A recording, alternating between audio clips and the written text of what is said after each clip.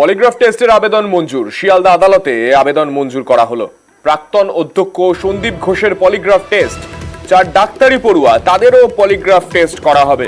ভরসা করা যাচ্ছে না, কোনো বয়া নেই। পলিগ্রাফ টেস্টের আবেদন করে সিবিআই, সেই মতোই শিয়ালদা আদালতের তরফে মঞ্জুর করা হয় সেই আবেদন।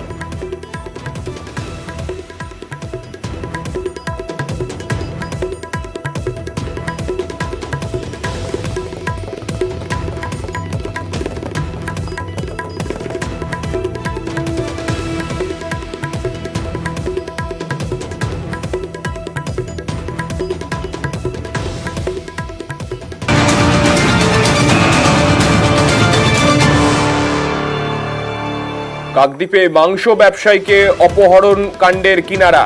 বুধবার রাতে জবরদস্তি গাড়িতে তুলে নিয়ে যায় 4 জন।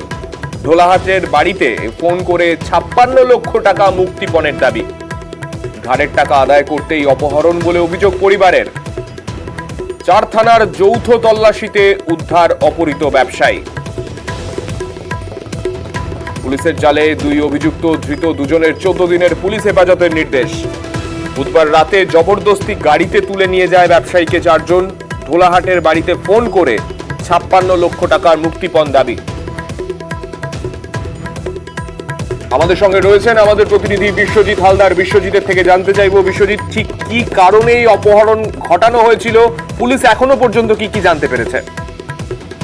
হ্যাঁ দেখো, মূলত যে ঘটনা ঘটেছে তাতে করে পরিষ্কার যে এই যে মাংস ব্যবসায়ী যাকে অপহরণ করা হয়েছিল, তার সঙ্গে যে অপহরণ করেছিল তার একটা ব্যবসায়িক সম্পর্ক ছিল এবং একটা টাকা পাওনা নিয়ে তাদের মধ্যে একটা বিবাদ ছিল এবং সেই বিবাদের জেরে কিন্তু যেটা ঘটনা ঘটলো বুধবার দিন একদম রাত 10টা নাগাদ এই ব্যবসায়ী, এই যে কাকদ্বীপের বামনী মোড়ের কাছে এই যে মাংস দোকান, সেই মাংস দোকানে কিন্তু ওই একটি টাটা সুমো গাড়ি নিয়ে ওই 5 থেকে 6 জন ওরা কিন্তু হাজির হয় এবং এই ব্যবসায়ীকে কিন্তু তারা কিন্তু ওই মাংস দোকান থেকে একেবারে তুলে নিয়ে তারা চলে যায় এবং তারা প্রথমে কিন্তু জানাতে রাজি হয়নি।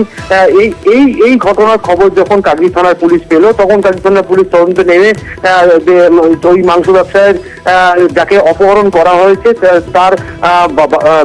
তার বাড়ি হচ্ছে ঢোলাহাট থানা এলাকায় এবং তার বাড়ির সঙ্গে যোগাযোগ করে। ইতিমধ্যে বাড়িতেই কিন্তু ওই ব্যবসায়ীকে তুলে নিয়ে যাওয়ার পর বাড়িতে ফোন করে প্রায় 56 লক্ষ টাকা চাওয়া হয়েছে, যে 56 লক্ষ টাকা দিলে পরে ওই ব্যবসায়ীকে ছেড়ে দেওয়া হবে এবং এই ঘটনা তদন্তে নেমে পুলিশ ওই বাড়ির লোকেদের সঙ্গে জানতে পারে যে ওই যে মাংস ব্যবসায়ীকে যারা তুলে নিয়ে গিয়েছে তারা এই মুহূর্তে মোগরাহাট থানা এলাকায় রয়েছে এবং পুলিশ গোটা ঘটনার কিনারা করে এবং এই গোটা বিষয় তদন্ত করে 4 জনকে গ্রেফতার করে পুলিশ। অনেক ধন্যবাদ তোমায় বিশ্বজিৎ।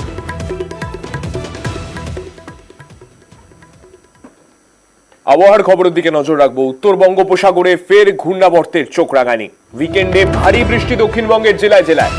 আজ বিক্ষিপ্তভাবে ভারী বৃষ্টি কলকাতা সহ জেলায় জেলায়। আমাদের সঙ্গে রয়েছেন আমাদের প্রতিনিধি বিশ্বজিতের কাছ থেকে আরো জানতে চাইবো। বিশ্বজিৎ, ঠিক কি রকম পূর্বাভাস রয়েছে, কেমন থাকবে আজ কলকাতা শহর সহ রাজ্যের বিভিন্ন জায়গার আবহাওয়া? দেখো, কলকাতা শহর দক্ষিণবঙ্গে বজ্রবিদ্যুৎ সহ বৃষ্টি হবে, হালকা থেকে মাঝারি সব জেলাতেই। তবে বেশ কিছু জেলাতে বিক্ষিপ্তভাবে ভারী বৃষ্টির সম্ভাবনা থাকছে।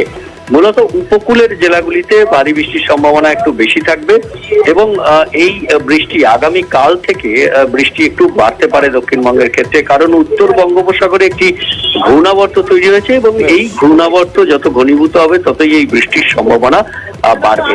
তবে উত্তরবঙ্গেও বিক্ষিপ্তভাবে ভারী বৃষ্টি রয়েছে। দার্জিলিং, কালিম্পং এ ভারী বৃষ্টির সম্ভাবনা রয়েছে এবং মালদা ও 2 দিনাজপুরেও বজ্রবিদ্যুৎ সহ বৃষ্টি, অর্থাৎ রাজ্য জুড়েই মূলত মেঘলা আকাশ, কোথাও আংশিক মেঘলা আকাশ, তবে বজ্রবিদ্যুৎ সহ বৃষ্টি রাজ্যের প্রায় সব জেলাতে থাকবে। একদিকে যেমন যে নিম্নচাপটি রয়েছে সেটি উত্তর বাংলাদেশে অবস্থান করছে এখনো, এটি ধীরে ধীরে বাংলার উপর দিয়ে ঝাড়খণ্ডের দিকে যাবে এবং অন্যদিকে আরো একটি ঘূর্ণাবর্ত তৈরি হচ্ছে উত্তর বঙ্গোপসাগরে। মৌসুমী অক্ষরেখা সক্রিয় রয়েছে এবং এর যে প্রভাব, অর্থাৎ এই ত্রিফলার প্রভাবেই রাজ্যে বৃষ্টির পরিমাণ বাড়বে।